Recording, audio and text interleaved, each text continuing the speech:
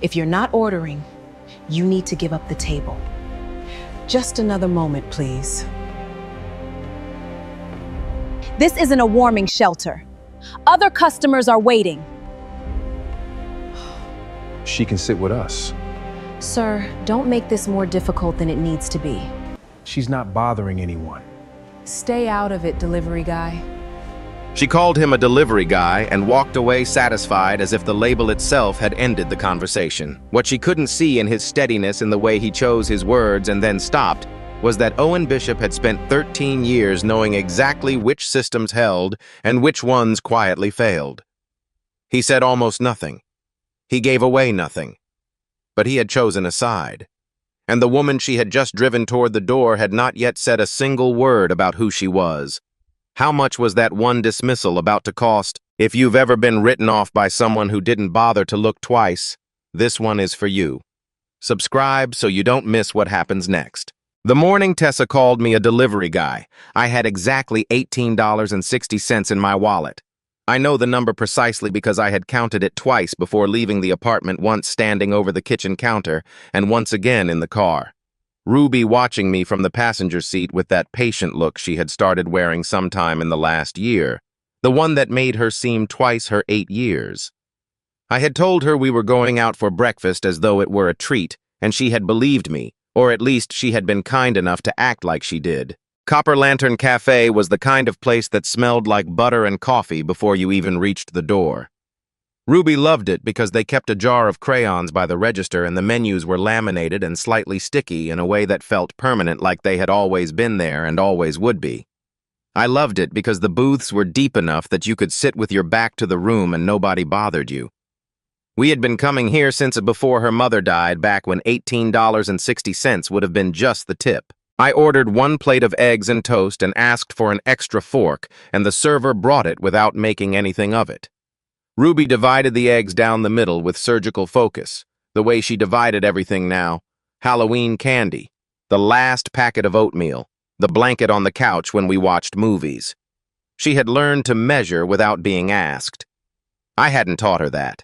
It was something she had figured out on her own, and the fact that she had figured it out at 8 years old sat in my chest like something I couldn't name. I had been a senior refrigeration systems technician at Silver Pine Foods for 13 years.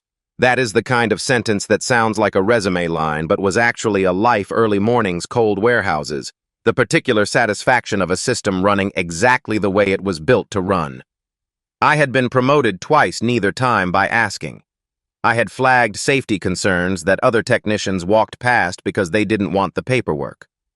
I had never once signed my name to something I didn't believe was true. That last part turned out to be the one that cost me everything.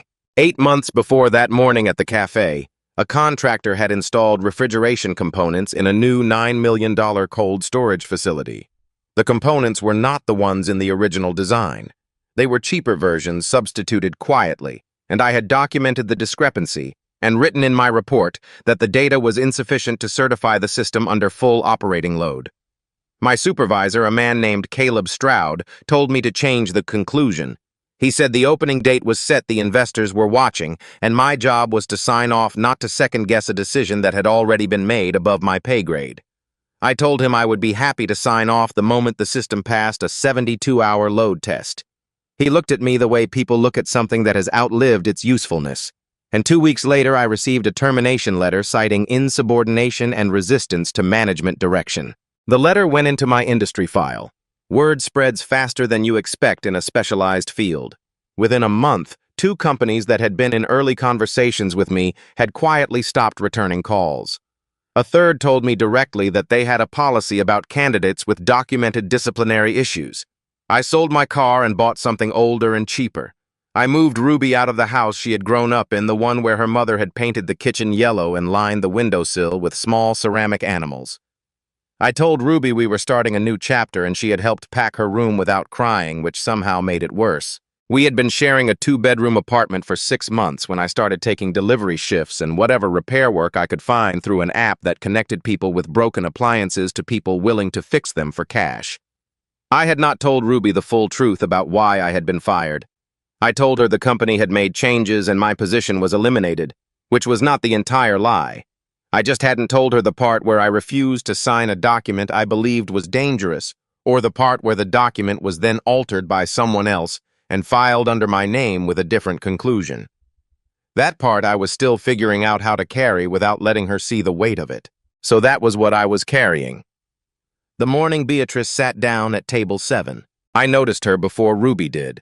She was at a two-top near the window wearing a coat that looked like it had been good quality a long time ago, sitting very still with both hands folded on top of the table and nothing in front of her. No coffee, no menu, no phone. There was something composed about the way she sat, like stillness was something she had practiced rather than arrived at by accident. Tessa appeared within 2 minutes, and even from across the room I could hear the tone before I could make out the words. That particular pitch of dismissal is easy to recognize once you have been on the receiving end of it enough times. Ruby heard it too. She turned in the booth to look, then turned back to me with the expression she got when she had already made up her mind about something and was waiting to see if I would agree. She pushed her half of the plate toward the center of the table and said we had enough for 3. I didn't argue with her. I picked up my fork, walked to table 7, and asked the woman if she would like to join us. Tessa started to object, and I told her pleasantly that the woman was with me, and we walked back to the booth together. Her name was Beatrice. She told us that without being asked the way some people introduce themselves when they want to signal that they are not going to be a burden, leading with the name as a kind of offering a way of saying, I am a person, not a problem. She ate slowly and said almost nothing for the first few minutes, and Ruby, who had a gift for recognizing when silence needed to be left alone, focused on her drawing and let the quiet sit. It was only when Ruby asked in that direct way of hers whether Beatrice was sad about something that the woman's face shifted. She said today was her son's birthday. She said it simply, without explanation, and the space after the words was the kind that doesn't need filling. Ruby told her that her mom had a birthday in March, and that they still celebrated it because her dad said people don't stop being real just because they're gone. Beatrice looked at me when Ruby said that, and I looked back at her, and something moved between us in that booth that had nothing to do with circumstance or charity. It was just 2 people who had lost someone sitting at the same table with a child who was still trying to understand what loss meant, and all 3 of us being exactly where we were without pretending otherwise. The alarm from the display case near the counter was a low tone, almost polite, the kind of sound that is easy to dismiss as a malfunction rather than a warning. I heard it change pitch after about 40 seconds, a subtle shift that most people wouldn't register, but that I had been trained to hear the way a doctor learns to read a pulse. I also noticed the condensation pattern on the glass panel of the case, heavier than it should have been for the ambient temperature in the room, and a faint cycling sound from the compressor that suggested the unit was working harder than its load required. Tessa was at the counter when I approached her. I told her calmly that the display case was showing signs of temperature deviation, and that someone should check the internal reading before the morning rush moved further along. She looked at me the way she had looked at me before and then crossed her arms. The unit was just serviced last week, she said flatly. I'm not pulling product because a customer thinks something sounds off. I understand, I said. 30 seconds to check the readout. If I'm wrong, that's all it costs you. She held my gaze for a moment, then sent someone to check more to end the conversation than because she believed me. The staff member came back looking uncertain and then alarmed. The internal temperature of the display case had climbed well above the safe threshold for the items inside. Tessa moved fast once she understood what she was looking at. She had the staff begin pulling product immediately, documenting the time for liability purposes, getting the items into the walk-in before the loss extended further. The contents of that case between the prepared items and the perishables represented close to $5,000 of inventory. None of it went to customers that morning. Beatrice watched all of this from the booth without commenting. Ruby had gone back to her drawing.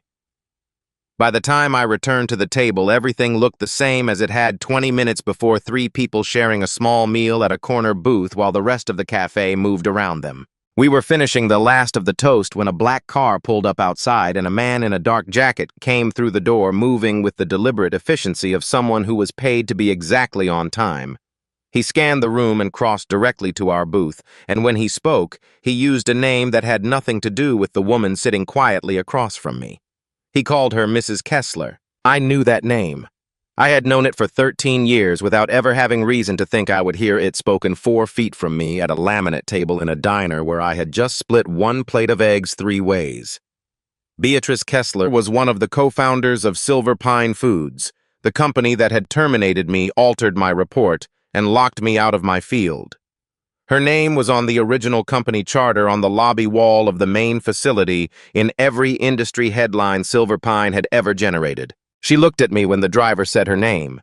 Ruby was capping her marker and didn't notice the shift. The driver stood by the door with the engine running outside, and Beatrice rose slowly, straightened her coat, and looked at me one more time before she moved toward the door. Ruby's yellow scarf was still in her hands, folded carefully, and she took it with her when she left. 3 days after, Beatrice Kessler walked out of Copper Lantern Cafe with Ruby's yellow scarf. Her attorney called my cell phone. The woman on the line introduced herself as Elena Park and spoke with the measured precision of someone who had learned to say exactly as much as a situation required and nothing beyond it. She told me that Mrs. Kessler had requested a recorded conversation regarding my tenure at Silver Pine Foods, that participation was entirely voluntary, and that I was welcome to bring my own legal representation. I almost didn't go. I sat with the decision for a full day, turning it over the way you turn over something that looks like an opportunity but has the weight of a trap. The most obvious reading was that Silver Pine had become aware of my presence at the cafe and was running a quiet containment operation under the cover of a goodwill gesture. But there was another possibility, smaller and harder to dismiss, that Beatrice Kessler was exactly what she had seemed in that booth. Whatever she was as a corporate figure in that booth, she had been a person sitting with a grief she wasn't trying to hide. I did not think that woman had sent Elena Park to contain me. I went on a Thursday morning, leaving Ruby with the neighbor who watched her on school holidays. The meeting was held in a conference room in a building downtown that had Silver Pine's name nowhere on the exterior. Elena was already seated when I arrived. A woman in her early 40s with reading glasses pushed up on her head and a legal pad covered in handwriting. Beatrice sat across from her wearing something dark and well-cut, her hands folded on the table the same way they had been at the cafe. Elena started the recording and nodded at me to begin. I had told this story in my head hundreds of times in the 8 months since I had been fired, lying awake at 2 in the morning, driving delivery routes, fixing appliances in strangers' kitchens. But I had never told it out loud to anyone who had the power to do anything with it. The contractor substituted components, I said. The compressor valves and thermal expansion units, they weren't what the engineering contract specified. They were cheaper versions from a different supplier. I documented the substitutions and wrote in my report that the available data was insufficient to certify the system under full operating load. "You weren't claiming the system would fail," Elena said, reading from her notes. "No, I was saying I didn't have enough data to confirm it wouldn't fail. That's the entire foundation of what a certification is supposed to mean. It's not a signature on paperwork. It's a professional statement that a system meets the standard." Beatrice spoke for the first time since I had sat down. "And Caleb asked you to change that conclusion. He said the opening date was set and the investors were watching. He said my job was to sign off, not to create delays." I kept my voice level. "I told him I would sign the moment the system passed a 72-hour load test. 2 weeks later, I was terminated for insubordination." Elena opened a folder and slid a document across the table. It was the report filed in my personnel record, the one that had followed me into every hiring conversation I'd had since. I read the conclusion section. It confirmed temperature variance within acceptable parameters. It described the substitute components as performing within design tolerance. It bore a notation indicating I had reviewed and approved the findings. "I didn't write that conclusion," I said. "I didn't approve those findings. I've never seen this version of this document before it was used to justify my termination." Elena wrote something on her pad.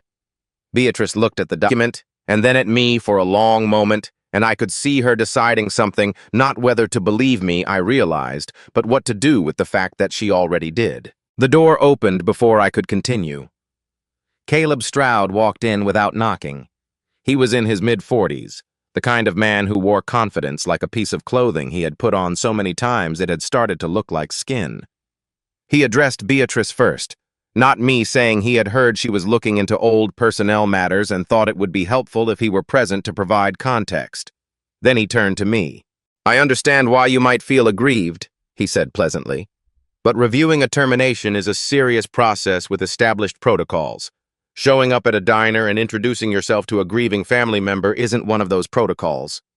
He let the word grieving sit in the room. I didn't know who she was until the driver said her name, I said. I went to that cafe because my daughter wanted breakfast and I had $18.60 to my name. If you want to argue that adds up to a conspiracy, you're welcome to do the math. Caleb smiled, not a real smile, but the kind that signals the conversation has moved where he wanted it to go. He agreed to remain as an observer for the rest of the meeting, which was its own kind of strategic choice. But the damage to the room was already done. What changed the terms of everything was something Elena found 2 days later. Jonathan Kessler, Beatrice's son, had died 7 weeks before our morning at the cafe.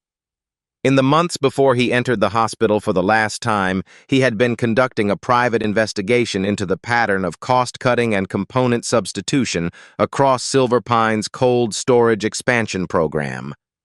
Jonathan had kept his findings in a secured digital archive separate from company servers, accessible only through a personal account that Elena had located while managing his estate documents. Elena called me on a Saturday afternoon. Her voice had the careful steadiness of someone delivering information they know will land hard. There's a lot in here, Owen.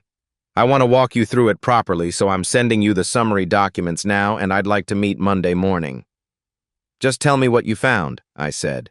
He kept your original test logs. The ones you generated before the report was altered. They match your account exactly, including the flagged component discrepancy. She let that settle for a second. There are also photographs of the substitute parts time-stamped, emails from Caleb to a member of the engineering team instructing them to revise the final assessment language before it was filed, and a handwritten note from Jonathan addressed to no one in particular. What does it say? It says, the termination of the senior technician who raised the refrigeration concern requires an independent review. A brief quiet on the line. He wrote your name Owen Bishop. I sat with that for a long time after the call ended. Jonathan Kessler, dying in a hospital, had used whatever energy he had left to write down the names of people he thought had been treated wrongly. A dead man I had never met had been building a record that might be the only thing capable of undoing what had been done to me. I did not know how to hold that. I still don't entirely. The problem was timing. The board vote to confirm Caleb as permanent chief executive was scheduled for the following Tuesday. If he secured that appointment before the archive could be formally submitted and reviewed, he would have both the authority and the institutional incentive to ensure the investigation went nowhere. Elena was already preparing a filing, but formal legal processes do not move on the schedule that power moves on, and we all understood that the window between now and Tuesday was the only one that actually mattered. Then Caleb made his next move. He contacted Tessa. Elena found out through monitoring and called me on Sunday evening to explain.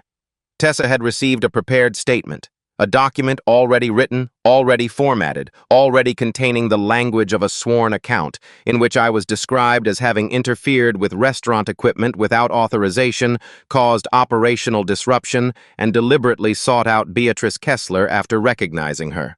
All Tessa had to do was sign it. Caleb had also made clear that the board would be reviewing the cafe incident as part of the broader matter, and that the version of events on record would reflect whatever Tessa confirmed.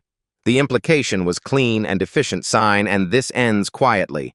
Don't sign and nothing about what follows will be quiet. I learned all of this sitting in the apartment after Ruby had gone to bed, in the kind of quiet that has too much room for the wrong thoughts. I had spent 13 years building a professional record that meant something. I had refused to sign one document one time because the data didn't support the conclusion. I had lost my job, my house, my savings, and most of a year to that decision. And now the person who had orchestrated all of it was sitting in a conference room somewhere with a version of me already prepared and filed and ready to be confirmed, feeling exactly as confident as a man feels when he believes he has already won. The vote was in 2 days, and the only person who could contradict Caleb's version from the inside was a woman who had every practical reason to protect herself and not very many obvious reasons to protect me. I did not sleep the night before the board session. I lay on my side facing the wall and listened to the apartment. The refrigerator cycling in the kitchen, a car moving through the street below. Ruby turning over in her bed down the hall, and I ran through every version of the next morning I could imagine, trying to find the one where the outcome was not determined before the room was called to order. Elena called me at 7:15 before I had managed to get Ruby fed and out the door for school. She told me that Tessa had contacted her the previous evening and asked for a meeting, and had come to Elena's office at 9 o'clock the night before, with the unsigned statement still in the envelope. Caleb's attorney had delivered it in. "What did she say?" I asked. "She said she picked up a pen twice," Elena told me. Both times she thought about how certain she had been about Beatrice at the cafe, and how wrong. She said she wasn't going to add one more wrong thing to that morning by signing something that hadn't happened. Tessa had given Elena the prepared statement and documented the entire pressure campaign, the language Caleb's attorney had used, the implicit threat to her position, the precise wording of the offer that had been made to her if she cooperated.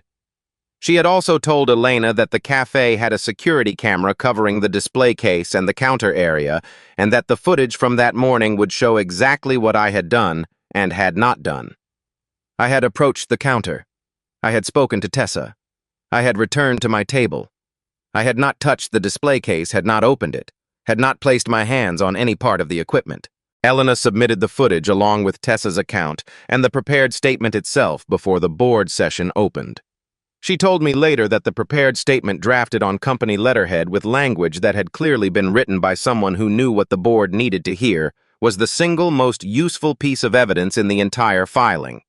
It demonstrated not just that Caleb was willing to suppress information, but that he was willing to manufacture it. Before the session, Elena had formally requested that I be permitted to attend as a technical witness, given that my professional conduct and the integrity of my original report were central to the matter under review. The board had approved the request that same morning. I drove to the Silver Pine building with the particular alertness of someone who has run out of contingency plans and has nothing left to fall back on except the truth. The board session was held in a room I had never been in, on a floor I had no access card for. Elena had arranged for me to be present near the wall while people in suits arranged themselves around a long table and spoke in the particular register that institutional power uses when it is performing due process. Caleb was at the table. Beatrice was at the table. I was not at the table, which was its own kind of message about where I stood in relation to all of this even now. Elena presented the archive in sequence. She walked the board through Jonathan's files the way you walk someone through a building. You want them to understand, not rushing, not editorializing, letting the structure speak for itself. The original test logs, the photographs of the substitute components, the emails. She read one of the emails from Caleb aloud, the one in which he had instructed the engineering team member to revise the assessment language, and the room was quiet in a way that had texture to it, like the quiet after something breaks rather than the quiet before. Caleb did not fold. He said the archive was the personal project of a dying man who had become increasingly focused on corporate oversight in his final months. He said Jonathan's conclusions were speculative and emotionally motivated. He said the emails could be read as standard editorial direction in a technical reporting process. He said all of this without raising his voice and without looking at Beatrice. Then he turned to me. "You spent 8 months nursing a grievance," he said. "You engineered a chance encounter with a vulnerable member of the founding family and leveraged a child and a breakfast and a refrigerator alarm to gain access to a process you have no standing to participate in." He let that land before continuing. "Do you genuinely believe your personal assessment of one technical report outweighs the operational needs of an entire company?" The room was watching me.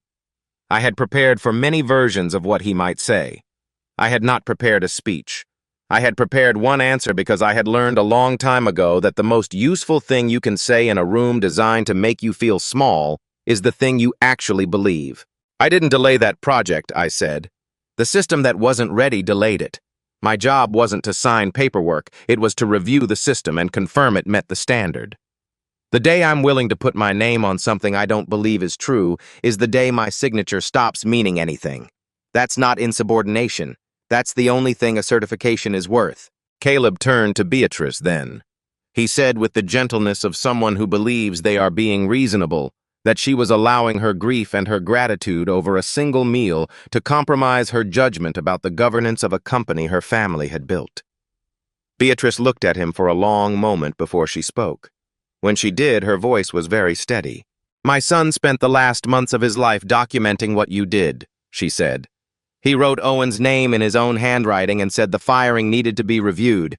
Jonathan built the case you're calling speculative. So no, it wasn't the breakfast that changed my mind. The breakfast just made me willing to look at what you'd spent 8 months burying." Caleb had no answer for that. Not one that would hold in that room. The board moved into closed session. I went and sat in a chair in the corridor outside and looked at the floor and tried to figure out what I was feeling, which turned out to be mostly nothing.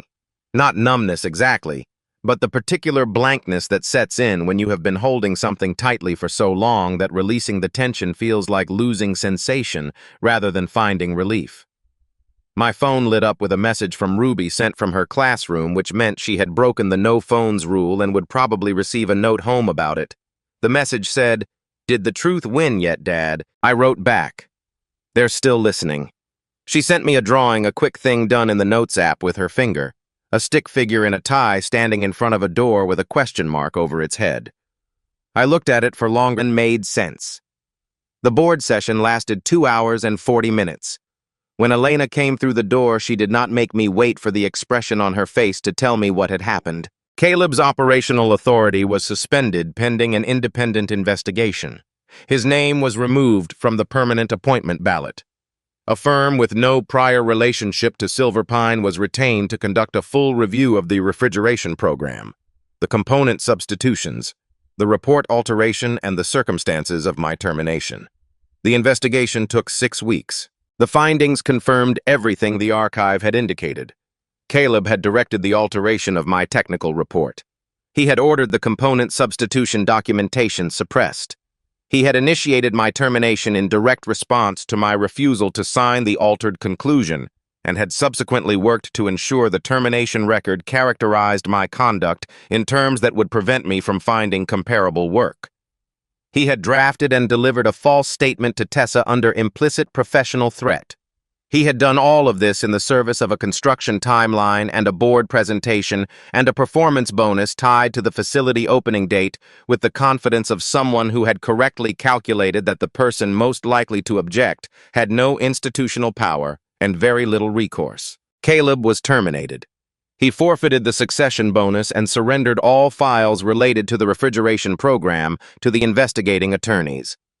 Silver Pine issued a formal correction to my personnel record, removing the insubordination notation and replacing it with a documented acknowledgement that my technical assessment had been accurate and that my termination had not been conducted in accordance with company policy. They restored 8 months of back wages, the health coverage that had lapsed, and the retirement contributions that had been frozen when my employment ended. Beatrice offered me a position in the executive structure. She said it carefully and genuinely, and I believed she meant it as recognition rather than reward. I told her no. "I don't want to spend the next part of my career as evidence of a corrected conscience," I said. "I want to work because of what I can do, not because of what happened to me." She studied me for a moment, then nodded a single unhurried nod that felt like the closing of something. Elena connected me with an independent technical review board that conducted its own 30-day evaluation of my professional record. At the end of those 30 days, I was offered a position as Regional Systems Integrity Supervisor for a maintenance network operating across 4 states. The salary was not remarkable. The work was checking systems, flagging discrepancies, writing reports that said exactly what the data supported and nothing more. I signed my name to things I believed were true. That turned out to be enough. Ruby and I stayed in the apartment. I told her the full story one evening about 2 months after the investigation closed, sitting at the kitchen table after dinner with the dishes still in the rack and the window open to the early spring. She listened without interrupting, and when I finished, she thought about it, and then asked why I hadn't told her sooner. "I didn't want you to carry it," I said. "I was carrying it anyway," she said. "I could see something was wrong. I would have rather known."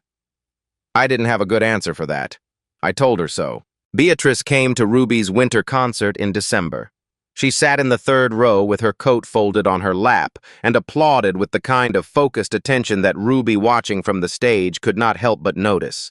She came to the science fair in February.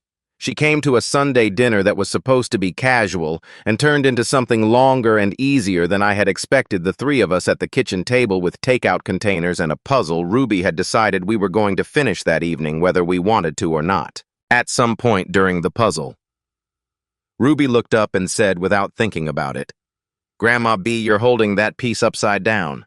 The table went quiet. Ruby went back to sorting puzzle pieces entirely unbothered. Beatrice looked at me and I watched something in her face give way, not all at once, but the way things give way when they have been held in place for a very long time and finally don't have to be anymore. Her eyes filled and she didn't try to stop it, and I reached across the table and put my hand over hers and didn't say anything, because there was nothing that needed to be said. She had lost her son 7 weeks before Ruby gave her that scarf. And somewhere in the months between then and this kitchen table with a puzzle half finished and takeout going cold, she had found a family that hadn't been planned by anyone. Silver Pine reinstated the community meal program that Jonathan had established in the years before his illness, expanding it to include all the Copper Lantern locations in the region. At each location, they placed a small copper bowl near the entrance, unmarked, unprompted, set out each morning so that anyone who wanted to contribute could, and anyone who needed to receive could do so without asking anyone for anything. The bowl had a line of text on the inside rim, taken from something Jonathan had written in a margin note in his archive. No one should have to prove they deserve a warm meal. Several months after the investigation closed, I took Ruby and Beatrice back to the cafe. Table 7 was open. We ordered 3 full plates, which Ruby noted with a kind of quiet satisfaction she didn't bother to conceal.